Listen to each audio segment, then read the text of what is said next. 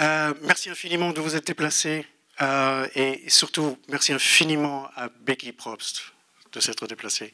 Moi j'ai de la chance de pouvoir la tutoyer parce que je la fréquente maintenant depuis une bonne vingtaine d'années. C'est la personne, je crois, qui, au début de mon stage à la télévision suisse romande, à une époque où tu étais directrice artistique d'un festival dont la durée fut relativement limitée, n'est-ce pas, qui s'appelait Stars de demain. Quand même, il a duré quand même. Moi, j'ai fait 10 ans là-bas. Tu as fait 10 ans. Oui, Wow.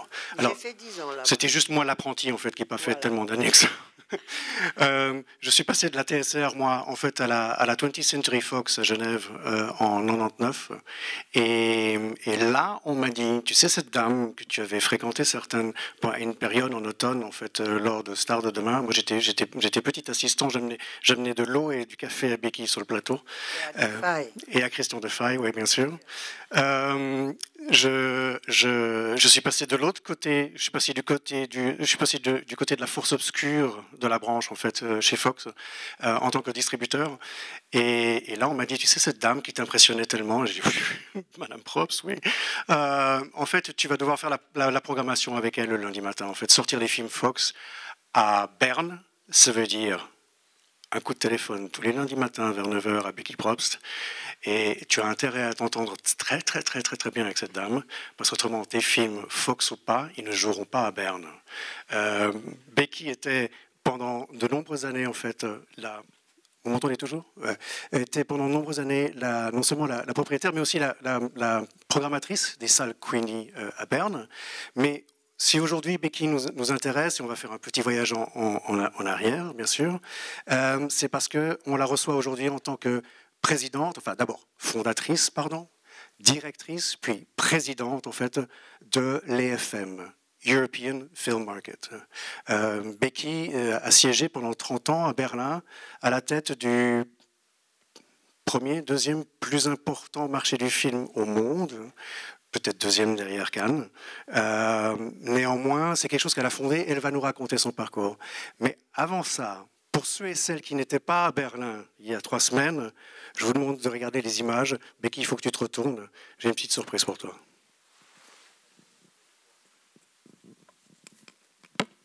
I just want to say something. If this happens here today, with that camera that I get, it's for us. You're a woman with a vision, a woman with a plan, a fantastic role model for many, many women. Always smart, witty, funny and elegant. That's Becky. L'chaim.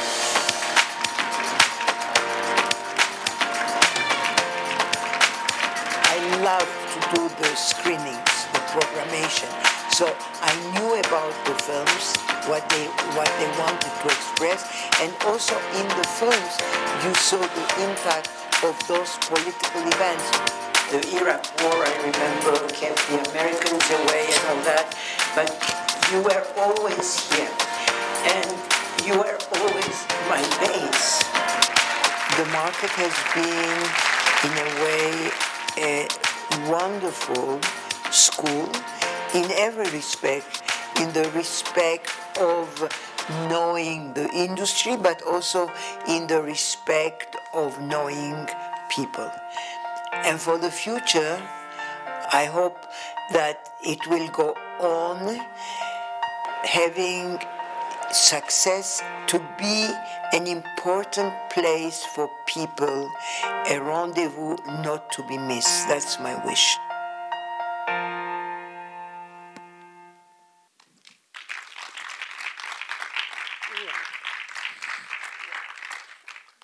Je t'ai vu très ému. Pour la deuxième fois, sur la scène avec Dieter, il y a 3 semaines, et là maintenant à nouveau. Voilà la dame que vous avez devant vous. Il y a 3 semaines, en fait, Dieter Kozlik et son équipe rendaient hommage à Becky. 30 ans à Berlin, à la tête de cette énorme organisation. Je crois que, si je me rappelle bien, l'aventure a commencé en 1986, 88 pour toi. Vous étiez... Juste une année avant la chute du mur. Ouais. Et vous étiez 4 dans l'équipe. on avait une équipe de 4 personnes, oui. Et maintenant, vous avez vu, c'est ceux qui sont là et qui applaudissent et tout ça, c'est l'équipe de 45 personnes. Bon, maintenant, des fois, je me dis comment il s'appelle celui-là, parce que je ne sais plus, parce qu'à un moment donné, ouais, on perd un peu le contrôle. Mais c'est normal, après 30 ans, on a droit à ça, je crois. Bah, passer de 4 à 45, ça vous donne une toute petite idée en fait du succès phénoménal en fait de ce marché. Avant de revenir à ce marché, je crois que tu avais lancé aussi un trade show au festival. Je suis désolé si t'es ému. Tu veux quelque chose à boire? Non, ça va, merci. Mais je pensais que c'était important que tout le monde voit ces images parce que tout le monde n'était pas à Berlin au festival et voilà, je suis très content de l'effet que ça a sur toi. Merci. Revenons en arrière. Oui. Naissance en Turquie, à Istanbul. Tu peux nous dire juste 2 mots sur qui étaient tes parents? Est-ce que tu avais des frères et sœurs? Oui. Je viens d'une famille juive, moyenne, très... Merci pour les mouchoirs. Et une famille très aimante. Moi, ça me fait vraiment chaud au cœur quand je pense à ma famille. Parce que des fois, quand même, on rencontre beaucoup de monde quand on a un certain âge surtout. Et on rencontre des fois des gens qui vous disent « Oh, tu sais, j'ai eu une enfance malheureuse, mes parents. » Donc, moi, par contre, je dis que j'ai eu une enfance heureuse. On était... moyennement, financièrement, on était une famille moyenne. Mes parents ont tout fait pour donner aux 3 enfants, on était 3, et aux 3 enfants une éducation. Moi, j'ai été envoyée chez les sœurs de Notre-Dame de Sion. Donc, c'est pour ça, grâce aux sœurs, que je peux parler français. Le français est resté après ma langue presque maternelle. Aujourd'hui, d'ailleurs, quand tu as dit tout à l'heure que je pourrais traduire de turc, ça va être un peu difficile parce que quand on ne pratique pas une langue, on oublie beaucoup. En plus, le turc est une langue qui se renouvelle tout le temps. Et moi, j'ai une affinité pour tout ce qui est français, etc. Voilà, ça c'est... Donc, Notre-Dame de Sion, après des études de droit, de journalisme et un stage de journaliste. Voilà. Tout à fait. Maintenant, dans cette famille de la bourgeoisie moyenne, comme on dit, dans une famille aimante, comme tu dis, quelle est la place qu'occupe le cinéma, en fait, au quotidien? Est-ce qu'on parle cinéma à table le soir? Non, pas du tout. Non, pas du tout. Ça, j'ai eu droit après, quand je suis venue à Berne. Là, c'était le cinéma du matin au soir. Non. Chez moi, à la maison, c'était les problèmes d'une famille, l'école, qu'est-ce qu'ils ont fait, mon frère, ma soeur qui étaient les aînés, etc. Aucun. Mais à côté de ça, on avait un rendez-vous que je dirais comme les gens vont à l'église le dimanche matin. Nous, c'était le samedi à 16h30 au cinéma. Et on ne savait pas du tout quel film on allait voir. Qui choisissait le film? Ben, non, c'était comme ça. On devait acheter les billets déjà le lundi pour avoir la place le samedi. Ouais. Mais c'est tes parents qui achetaient les billets ou... Non. J'étais quand même assez indépendante à un certain âge. C'était... Non. Mes parents, par contre, ça c'est tout des habitudes qui aujourd'hui, ça nous paraît archaïque. Mes parents, par contre, leur jour de cinéma, c'était le dimanche à 16h30. Oui. Nous, les enfants, on allait le samedi avec les copains. Et c'était une façon de rencontrer les garçons et tout ça, parce que j'étais quand même dans une école où il n'y avait pas de garçons. Donc, il fallait aller au cinéma pour rencontrer les garçons. Tiens, rien ne change. Oui. À cette époque-là, en fait, tu voyais exclusivement des productions turques locales, ou est-ce que bon nombre de films étrangers transitaient par la Turquie déjà? Grosse production américaine, tous les Hollywood, les Esther Williams, les Van Johnson. J'étais folle amoureuse de Van Johnson. Je lui écrivais des lettres de fans. Il te répondait? C'était, ouais. Il t'a répondu? Oui, ben, ils ont un service. Hein. Très bien. Quand tu dis en fait non, le cinéma a commencé à vraiment prendre une importance dans ma vie en fait en Suisse. Qu'est-ce qui a fait que entre des études de droit et Istanbul, tu te retrouves un jour en fait en Suisse, à Berne, ça c'est sûr, mais avant Berne, il y a un passage en Suisse avant? Non, parce que à Istanbul, donc je faisais des études, mais en même temps, je travaillais dans un journal.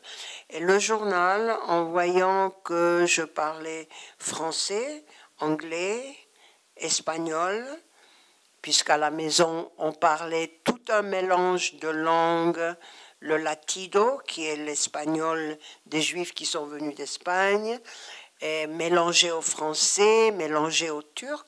Donc tout ça, ça donnait l'occasion d'apprendre des langues. Et le journal, en voyant que je parlais des langues, m'a envoyé à Cannes. Voilà, tout simplement. Et à Cannes, j'ai jamais été critique de cinéma. Hein. J'ai toujours été celle qui interviewait les personnalités. Donc, quand je dis personnalités, c'est les Liz Taylor, Sophia Loren, Fellini et tout ça, qui, à l'époque, n'avaient pas 40 bodyguards autour. On pouvait les approcher, on pouvait avoir des interviews. Tout était dans un truc beaucoup plus humain qu'aujourd'hui. Et c'est là que tu as rencontré Van Johnson. Ouais. Hein? Ouais. Voilà. Donc tu n'avais pas un mandat en fait pour couvrir le cinéma turc à Cannes. Tu allais à Cannes en fait pour rencontrer des célébrités. Voilà. Faire des portraits. Oui, des oui, faire des portraits que j'envoyais au journal, toujours illustrés avec des photos, parce qu'il fallait surtout pas, il fallait illustrer avec des photos, parce qu'il fallait pas inventer. J'ai rencontré Sophia Loren et c'est pas du tout vrai. Tu as rêvé, tu as écrit un article. Non, non, il fallait tout faire, la preuve, puisqu'on n'avait pas, comme aujourd'hui, les journalistes ont leur handy, leur truc pour illustrer tout ça. Nous, on n'avait rien. Et j'avais avec moi un photographe, peut-être s'il y a parmi vous des gens qui s'intéressent à la photographie, un photographe qui aujourd'hui est un très très grand nom, il est de Istanbul, il est arménien et il s'appelle Ara Güler. Je ne sais pas si vous connaissez ce nom. C'est, je dirais, le photographe qui a fait les plus belles photos d'Istanbul. D'ailleurs, Pamuk, dans ses livres, il emploie beaucoup les photos de Ara Güler. Ouais. Ben voilà. Maintenant, une fois que tu as couvert un peu Cannes pour ce quotidien et cet hebdomadaire, n'est-ce pas? Oui. Quand est-ce qu'on en vient à la Suisse alors? Quand est-ce que tu arrives en Suisse? À Cannes, je rencontre tout simplement Roland Probst et on arrête tout ce qui se passe en Turquie et je rentre et je dis à mes parents, ça y est, je m'en vais. Grande crise familiale et oui, une année après, je m'installe à Berne sans un mot d'allemand avec Roland Probst et je devais quand même un peu m'habituer à la Suisse. Ouais. Tu t'y es justement bien habitué. Quelle réussite. Roland, à ce moment-là, a quelques salles déjà? Ou est-ce que c'est un empire, vous allez monter ensemble? Ben non, Roland, le papa Roland a déjà des salles à Bâle, à Lausanne. Il avait l'Athénée. Tu vois, à Bâle, l'Odéon, et tout ça, à Zurich, le Seefeld, et tout ça. Mais le papa Roland a la mauvaise idée d'aller à l'Expo universelle à Bruxelles. Il va et il perd tout. Donc, au bout de 6 mois, j'ai épousé, soi-disant, un millionnaire, et on se retrouve sur la paille, au bout de 6 mois. On n'avait plus rien. On n'avait que l'Alhambra à Berne, qui était sur le nom de ma belle-mère, que l'Union des banques suisses a eu la gentillesse, par amour à ma belle-mère, de nous donner un crédit. Donc c'était, au bout de 6 mois, on est passé du conte de fées à la réalité. Oui. Et vous êtes parti avec une salle l'Alhambra pour finalement monter en fait un circuit à Berne de 8 8 salles après. Ouais. Toujours encore parmi les plus belles de Berne, hein, pour ceux et celles qui, à 20 minutes d'ici, si vous avez encore l'occasion, le Bubenberg est là, le club est toujours encore là. Vous avez, toi, c'était très net la séparation. C'était toi qui faisais la programmation depuis le premier jour, d'abord avec un écran, puis jusqu'à 8 à la fin. Oui, c'est-à-dire que quand on avait l'Alhambra, on n'avait pas beaucoup de choix et la concurrence était très forte parce qu'il y avait pas encore la Kitak, mais il y en avait d'autres. Il y avait les cinémas de Willy-Wartel que tu as connus, il y avait les cinémas de Bader Hall. Donc eux, comme ils avaient plusieurs salles, ils étaient en position de force. Nous, avec l'Alhambra, on se battait beaucoup. Et bon, après, les choses ont évolué. Il a plu beaucoup. Ça nous a beaucoup aidé parce que quand il pleuvait beaucoup, la caisse jouait. Quand il pleuvait pas, on avait des problèmes. Et donc, après l'Alhambra, on a ouvert le club quelques années après. Alors, le club s'est ouvert parce que moi, j'ai connu la famille Wirtz qui construisait ce City West et on s'est intéressé au club et ils nous ont fait beaucoup de facilités et le club a été une salle qui a vraiment fait beaucoup de bruit à Berne parce qu'elle était très belle. On a eu toujours Jean-Luc Godard qui venait regarder les films après un tournage, il voulait faire voir comment son film était, donc il venait au club. Donc le club nous a donné un essor et après ce City West que tu connais, il y avait un endroit comme ça qui est resté vide et un soir on passait là et je disais à Roland, écoute Roland, moi je pense que ici on devrait quand même peut-être regarder si on peut faire des petites salles parce que l'Alhambra était grand, le club était grand et moi je jouais avec l'idée de pouvoir programmer des films qui n'ont pas besoin absolument d'une très grande salle. Donc on s'est intéressé à ça et on a fait les movies. On a pris le nom movie à Tis, et Tis n'était pas très content, mais bon, après, il s'y est fait. Mais les movies, et j'ai toujours dit, les movies, c'était vraiment une mine d'or, parce que c'était aussi l'âge d'or de ce art house cinéma, ouais. Mais il y a quand même quelque chose que moi je ne m'explique pas. En Turquie, tu fais des études de droit, tu finis par travailler dans un quotidien et dans un hebdomadaire turc. Tu es envoyé correspondant spécial de ces deux périodiques à Cannes pour couvrir notamment, faire des portraits, faire des entretiens avec plutôt des stars. Tu es, comme tu l'as dit, tu n'es pas critique de cinéma. Et néanmoins, vous arrivez à bâtir avec Roland un empire, alors que tu n'avais jamais, et bon, lui il l'avait fait pendant un certain temps peut-être, mais toi tu n'avais jamais fait le commerce en fait de ce que c'est que de louer un film. Et on ne louait pas un film comme on le fait aujourd'hui pour 15 jours, 3 semaines et ensuite on le jette dans l'art. Enfin, je veux dire, la carrière d'un film se faisait sur un minimum de 3 semaines, j'imagine jusqu'à 3 mois, voire même bien au-delà.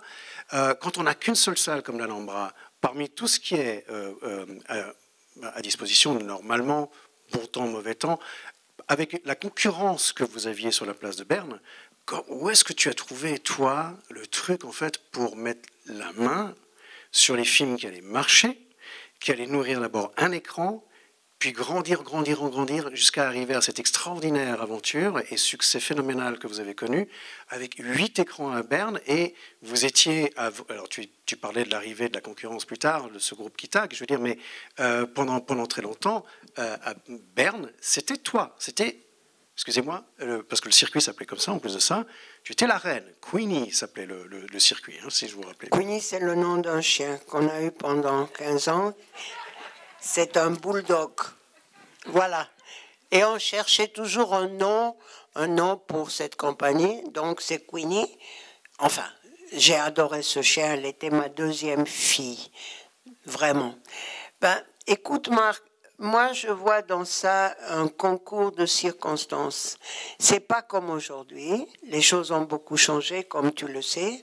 En plus, j'ai eu beaucoup de soutien de votre part.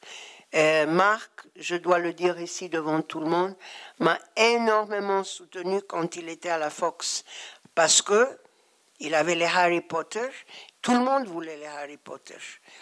Et Marc, par sympathie, je dirais, m'a donné les Harry Potter, aujourd'hui impensable. Aujourd'hui, dès qu'un Harry Potter sort à Berne, il y en a au moins 7 copies ou 8 copies. Et je me suis battue toute seule, mais avec Marc. Marc s'est mis de mon côté pour que j'aie le Harry Potter. Tu m'as donné la version originale et les autres pouvaient avoir la version allemande. Et il m'a fait des très très gros cadeaux, je dois dire. Aujourd'hui, vraiment impensable. Et donc, tout ça, ça aide. Tout ça, ça aide. Et peut-être on était là au bon moment. Mais c'est ce que je t'entends souvent dire. En fait, depuis 20 ans que je te suis aussi à travers les journaux spécialisés dans les trades, dans le cinéma. Combien de fois est-ce que je t'ai entendu dire, dans toutes les langues possibles et imaginables, il y a toujours ce refrain qui vient chez toi et qui doit s'avérer être vrai, c'est que tu dis toujours « I was at the right place at the right time ». Oui. Mais néanmoins, ça ne suffit pas. Il faut aussi du talent. Écoute, je pense souvent à ce film avec Gwyneth Paltrow, tu vas te souvenir. C'était d'ailleurs Elite qui avait le film, Sliding Doors. Oui. Ok?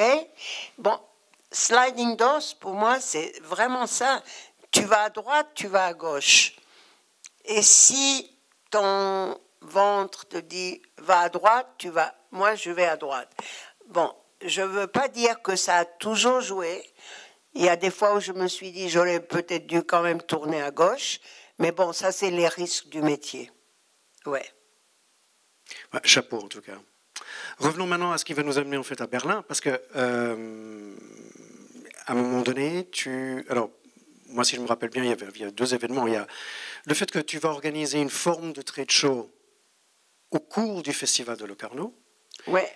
Et en même temps, tu vas devenir, pour la Berlinale, mais ça, il faudra que tu nous l'expliques comment, tu vas devenir la déléguée, de la Berlinale pour le cinéma turc et grec. C'est juste. Qu'est-ce qui vient d'abord et pourquoi à Berne, tout d'un coup, les sirènes de Berlin, qu'est-ce qui fait que...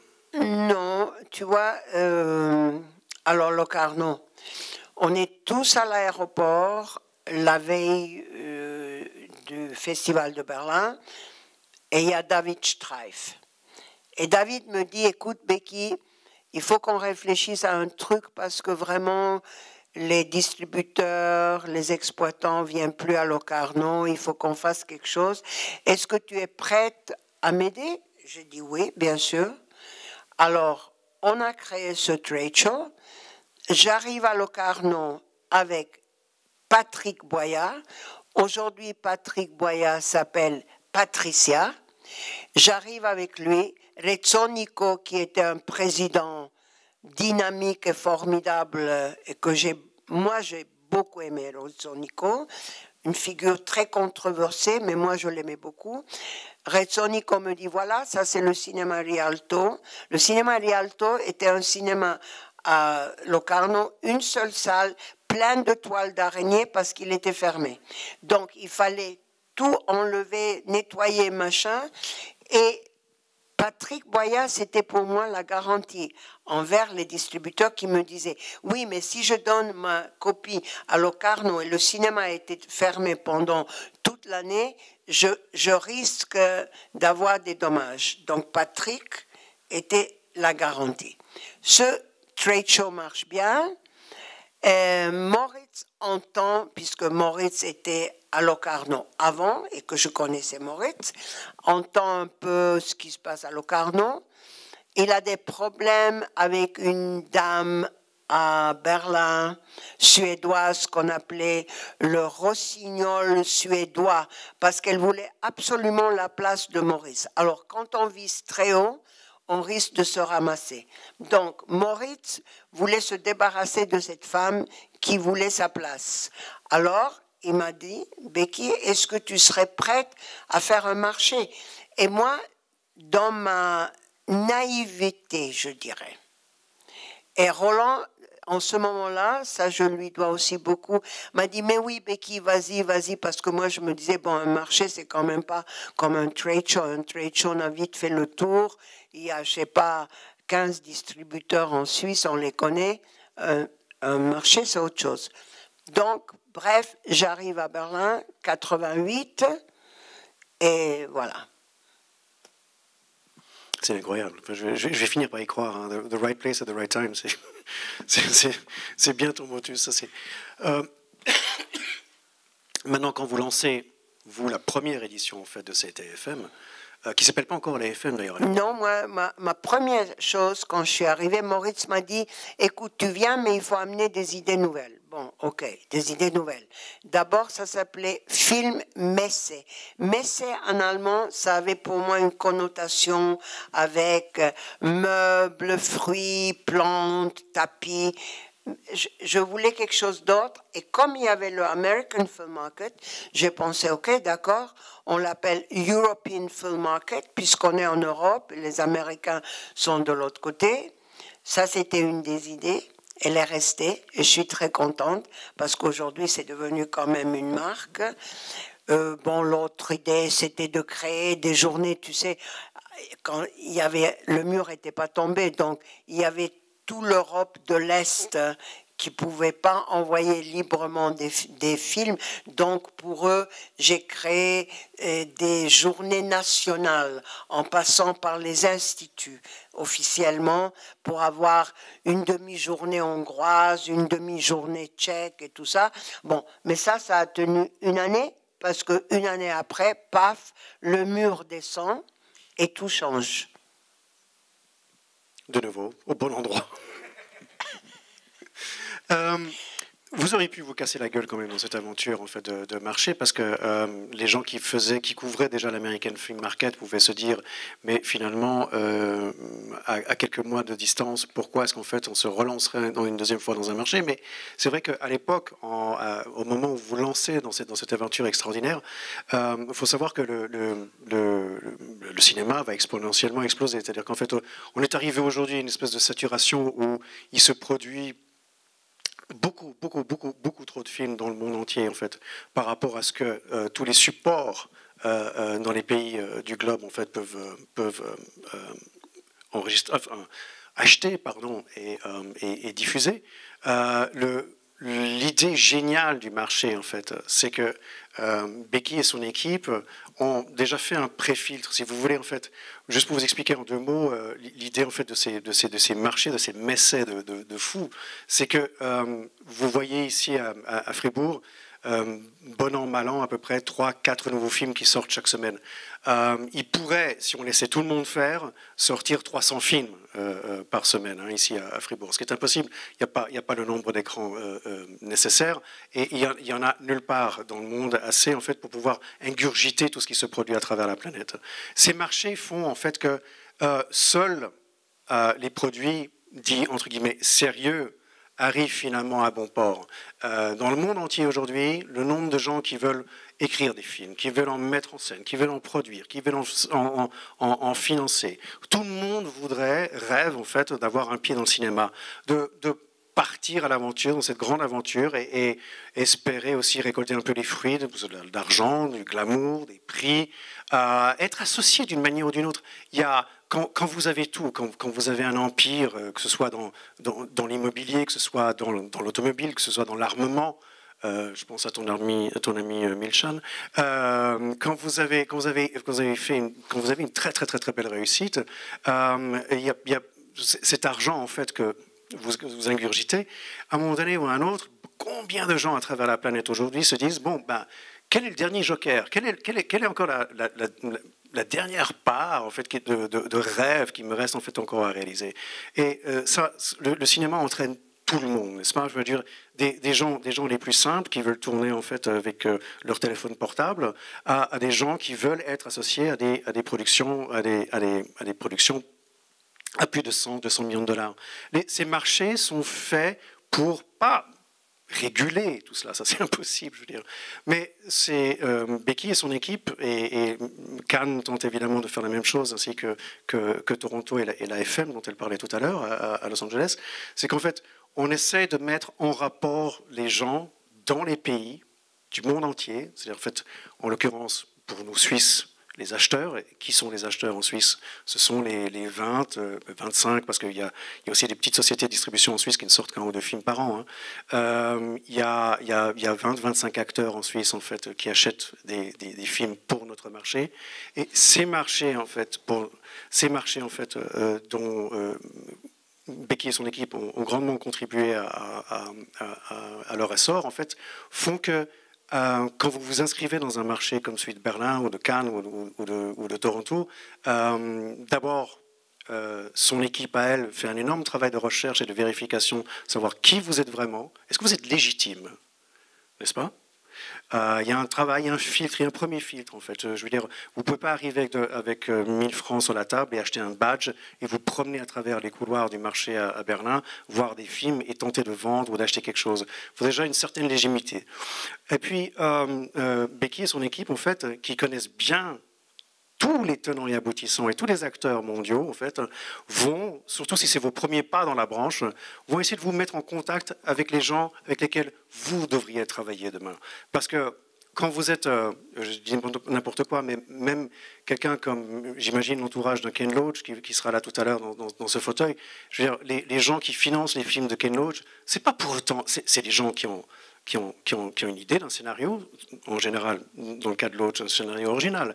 Mais je veux dire, ce sont des gens, en fait, qui savent très bien que, oui, voilà, le marché premier pour un film de Ken Loach, c'est bien évidemment l'Angleterre, si ce n'est pas la France, d'ailleurs, entre nous, très souvent.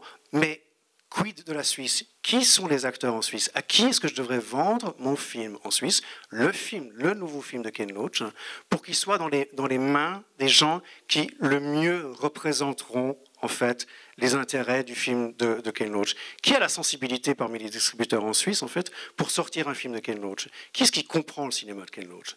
Qui est-ce qui saura au mieux, en fait, faire le travail qu'il faut en amont avec les programmateurs de salles de cinéma en Suisse, en fait, pour que le film soit ait d'abord une couverture médiatique avant même sa sortie et soit vraiment bien traité au moment de la sortie. Eh ben, si vous allez, je résume un peu ce que vous faites, ton équipe et toi, je veux dire, vous êtes là aussi un peu comme des garde-fous, comme des ambassadeurs, mais pour le monde entier. C'est-à-dire qu'en fait, vous avez une connaissance absolument hallucinante du marché italien, du marché espagnol, du marché polonais, du marché français, ça va de soi, mais aussi de tous les marchés scandinaves, etc., pour que qui que ce soit, il ne faut pas être aussi célèbre que Ken Loach, mais surtout quand vous faites vos premiers pas dans cette industrie, parce qu'il faut appeler un chat, c'est une industrie quand même, même s'il y en a qui font de l'art et d'autres un peu moins.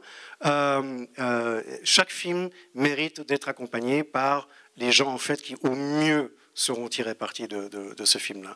Et ça, merci en fait à toi et ton équipe, parce que sont des gens comme vous, sont des gens comme l'équipe aussi de Jérôme Paillard à Cannes, etc.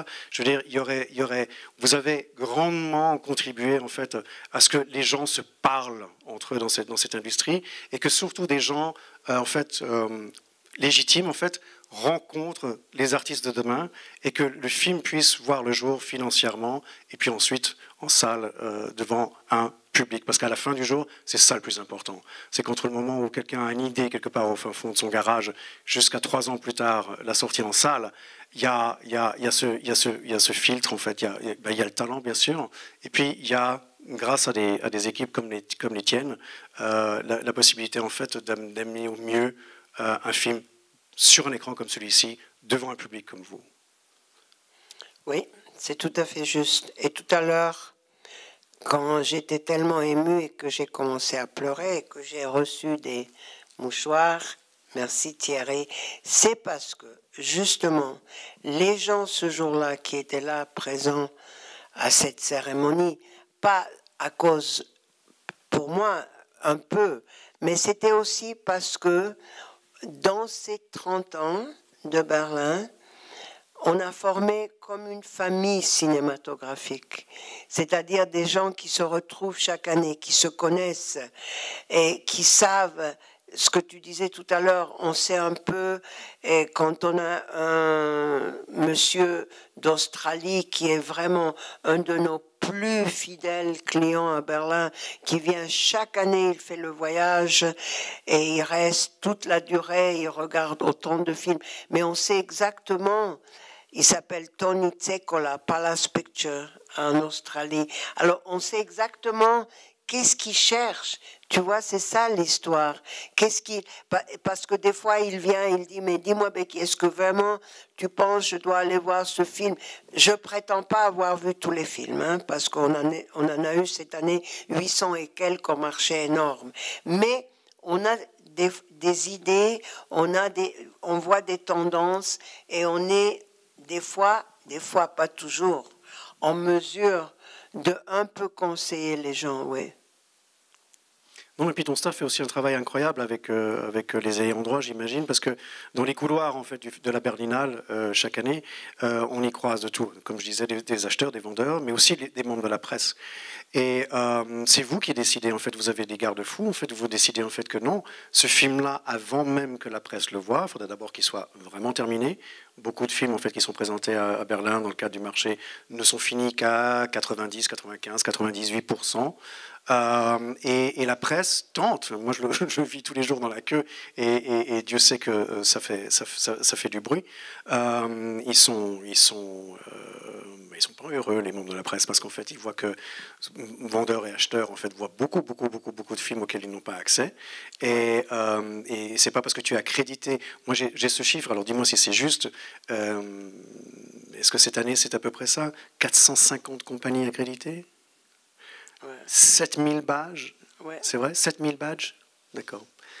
1500 acheteurs et vendeurs, ça sonne juste? Enregistrés, oui. Enregistrés, oui. Mais je dois dire aussi, pour ce que tu viens de dire à cause de la presse, quand tu donnes à un vendeur un slot dans un cinéma, tu loues 2 heures, parce que ça marche par slot. Alors, lui, il doit décider qui rentre. Pour nous, la seule chose qui est valable, c'est que les gens qui sont là, qui entrent, aient une accréditation ou un market badge. Mais si le vendeur veut absolument que Variety, un de ses copains de Variety, voit le film en avance que ses autres copains, il le laisse entrer. Donc ça, c'est vraiment sa responsabilité. Et après, tu as ce qu'on appelle the private screenings. Donc ça, c'est toutes ces projections qui ne sont pas annoncées. Et là, le vendeur qui loue la salle signe un papier en disant qu'il ne doit pas y avoir, là, la presse absolument défendue. Il ne doit pas y avoir, même si c'est son copain de Variety, il ne rentre pas. Parce que ça, c'est déjà un cas spécial. Donc, il signe une sorte de contrat où il ne peut pas laisser entrer la presse. Il doit y avoir quelqu'un de cette compagnie qui vraiment fait le contrôle qui rentre. Parce que c'est vraiment ce qu'on appelle une projection privée, parce que c'est une projection où on risque tous de perdre notre job, parce que c'est une projection des films de la compétition avant la projection officielle. Et pourquoi? Ça, c'est un autre phénomène, parce qu'aujourd'hui, les gens sont pressés, tout le monde veut déjà venir au marché le lundi, tandis que le marché ne s'ouvre que le jeudi. Tout le monde veut, après le week-end, avoir terminé et partir. Donc tout ça se passe dans un rythme effréné, je dirais. Donc si tu as un film qui par hasard est programmé, par exemple cette année, le film de Imhoff, il était programmé le jeudi, Eldorado. Mais évidemment que les gens vont pas rester jusqu'au jeudi pour voir Eldorado, donc il faut avancer, il faut faire une projection privée pour Eldorado pour permettre aux acheteurs de voir ce film. Voilà, tout ça se passe dans le secret absolu, mais pas vraiment parce que on a toujours des nouvelles qui sortent, non? Bien sûr. Voilà. D'ailleurs, l'année prochaine, enfin, tu peux déjà nous donner le nom du gagnant de la Palme d'Or de cette année à Cannes ou Le nom du gagnant de la Palme d'Or de Cannes cette année, tu le sais déjà, toi? Ben, tout ce que je sais de Cannes, si ça t'intéresse, c'est que le Lars von Trier, Oui. Nuri Bilge Ceylan et Panahi. D'accord. Ouais. Bah, vous l'avez entendu ici en premier. Hein. Voilà. Ça, c'est les trois. Mais on peut être tous très surpris. Non, mais attends, Panahi, écoute, il a été retiré de Berlin, c'est pas pour rien. Hein? Ok. Ouais. Débarrassons-nous de l'éléphant qui est dans la pièce. Tu as des nouvelles de Harvey Weinstein? De Harvey Weinstein, non, pas vraiment. Il n'était pas vraiment mon copain. Mais je pense qu'il y aura un procès bientôt, je pense, je plaisante. avec tous ces trucs. Moi, j'ai juste une histoire avec lui. On est encore au Cine Center que tu n'as pas connu parce que tu venais pas là. Mm-hmm. On a déménagé au Martin Gropius. On est dans un musée à Berlin. C'est le Martin Gropius, qui est un musée très art déco, très beau, etc.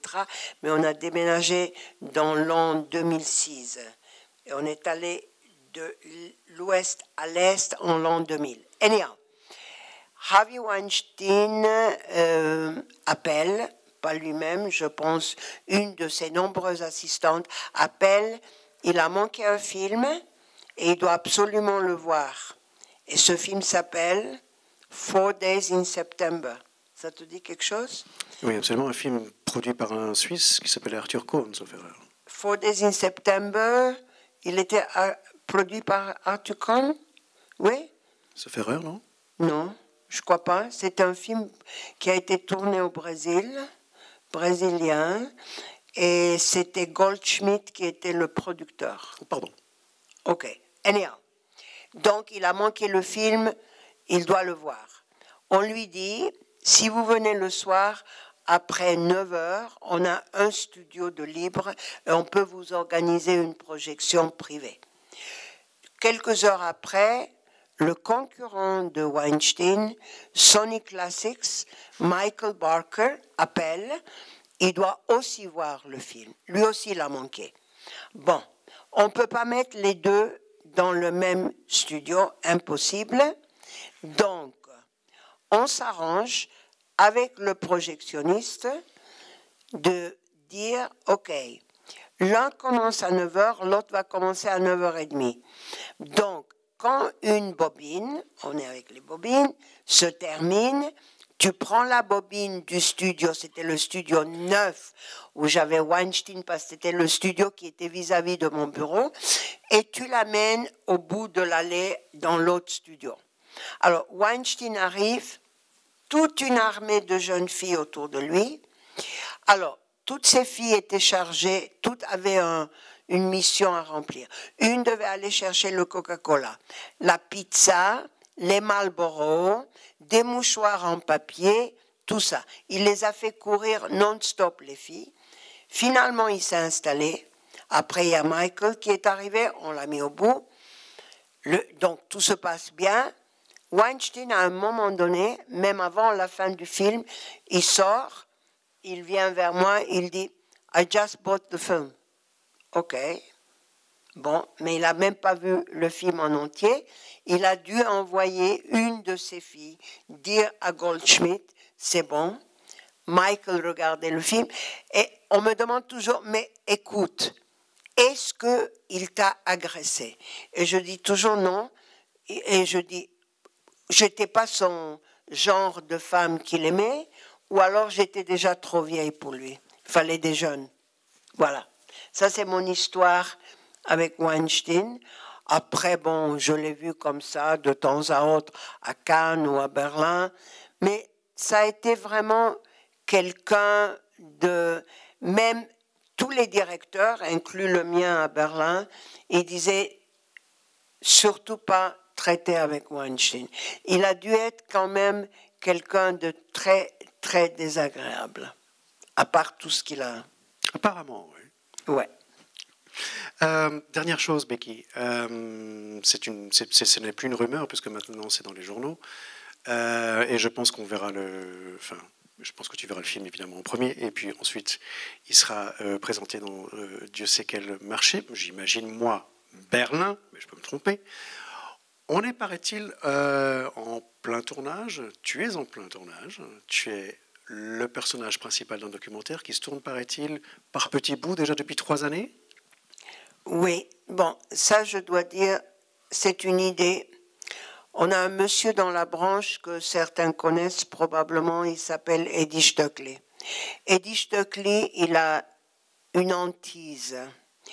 Il a l'impression que quand les derniers dinosaures comme moi, et Roland Probst et tout ça qui sont encore là, ça l'a fait être jeune, donc il est encore là, mais c'est normal.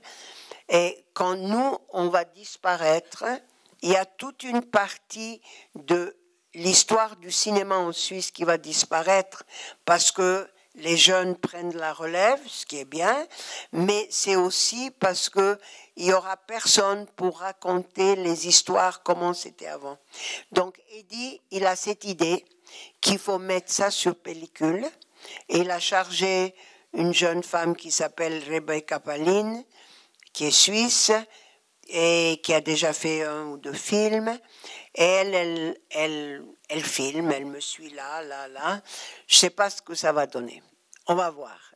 Je dis toujours, comme Eddie a fait, je te racontais tout à l'heure, Eddie a fait aussi un merveilleux livre de photos qu'il a complètement financé. Il a engagé un photographe allemand qui s'appelle Christian Scholz, qu'ils ont fait, c'est-à-dire Christian Scholz a été dans toute la Suisse, il a photographié tous les exploitants qui sont là, et ils ont fait ce livre qui s'appelle Menschen im Kino, les gens dans le cinéma. Très belle édition, très luxueuse, et c'est vraiment, j'ai beaucoup, d'ailleurs ici on est dans la salle de Eddie Stöckli, puisque ça lui appartient. Donc c'est quelqu'un vraiment qui veut absolument aider le cinéma à sa façon. Et donc, véritablement, depuis 2-3 ans, tu es suivie par ces jeunes femmes de temps à autre dans l'année, et vous avez déjà commencé à tourner un peu ou... Non, elle a déjà tourné.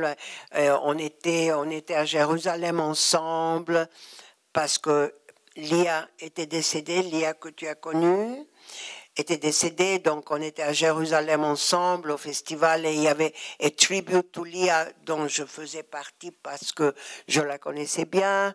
Elle a filmé à Berlin, elle viendra une fois à Istanbul filmer ma famille et tout ça. Voilà. Moi, je vous dis c'est pas de la fausse modestie.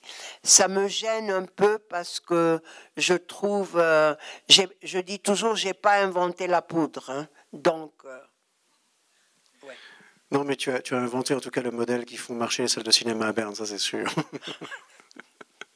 Moi, je dois apparemment, on n'a plus que 2-3 minutes, et je voulais juste dire encore 2 choses avant qu'on se quitte. Mais avant ça, est-ce que quelqu'un a une question à poser à Becky? Parce qu'en fait, moi, j'ai occupé en fait le crachoir, et 1 heure vient déjà de passer. Tu vois, ça passerait vite, hein, Becky.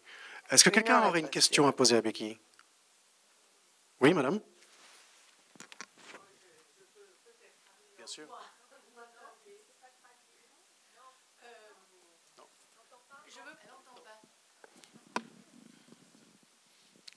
Vous entendez? Oui. J'aimerais profiter de la présence de Madame Probst. On n'entend pas. Allez. Finalement, j'arriverai à dire quelque chose.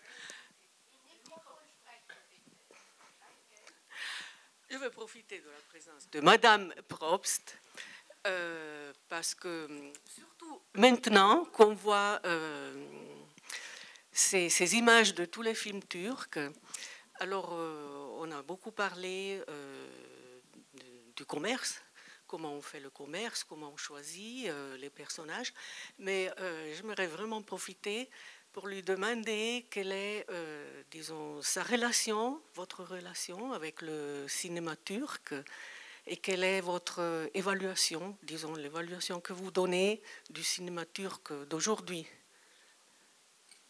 Alors, je vais vous répondre, madame. Dans cette carte blanche, évidemment, les films qui sont dans cette carte blanche, c'est des films qui ne sont pas d'hier ou d'aujourd'hui. C'est quand même des films qui datent un peu. Yol, c'est en 82. Bâle, c'était, si je ne me trompe pas, en 2010. Voilà.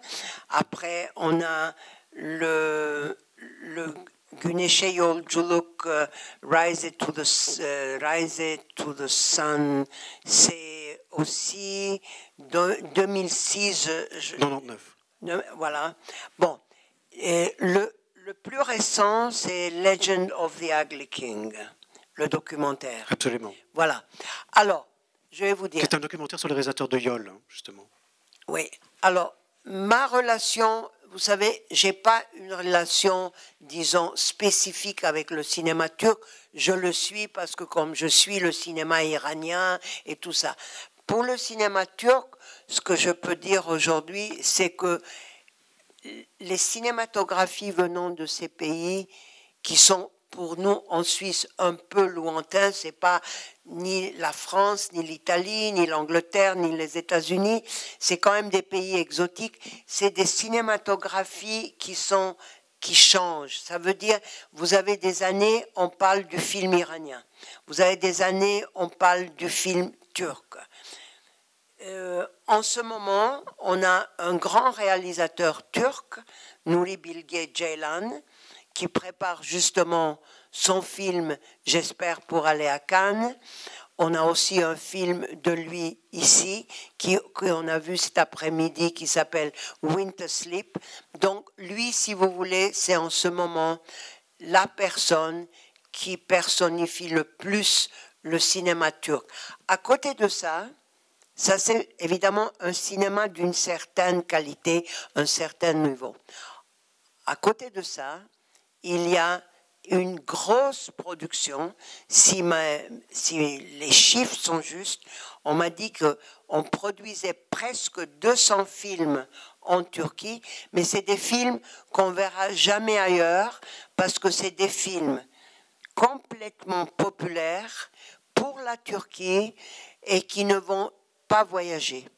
Donc, ça, c'est maintenant l'état du cinéma turc aujourd'hui. Évidemment, à côté de Nuri Bilge, il y a des autres qui viennent, des jeunes qui poussent, mais en ce moment, comme j'ai dit, Nuri Bilge, c'est quand même celui qui symbolise le cinéma turc.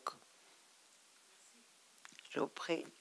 Les films qui font partie de la section en fait, Diaspora, Beki, Probst et la Turquie, Yol est déjà passé maintenant à 2 reprises, hier et aujourd'hui.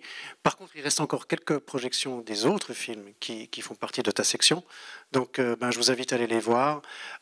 Merci énormément de vous être déplacé ce soir pour venir à la rencontre de Beki. Je suis désolé d'avoir occupé autant que cela le crachoir. Je ne sais pas si des gens avaient encore des questions à vous poser, à te poser, pardon. Si jamais vous voulez poser des questions à Beki, sachez qu'elle sera parmi nous encore pendant quelques heures, puisque tu repars que demain en mi-journée, sauf erreur. Oui. Et je vous invite peut-être à aller boire un verre et à revenir dans 1 heure, puisque à sa place, en fait, ici, Ken Loach occupera le fauteuil qu'occupe actuellement Beki. Beki, merci 1000 fois. J'espère que le documentaire sur ce qui est en train de se tourner verra sa première mondiale à Fribourg, qui sait, on peut toujours rêver. Hein. Et puis, entre-temps, je te souhaite encore un très agréable séjour ici à Fribourg parmi nous. Merci beaucoup. Merci.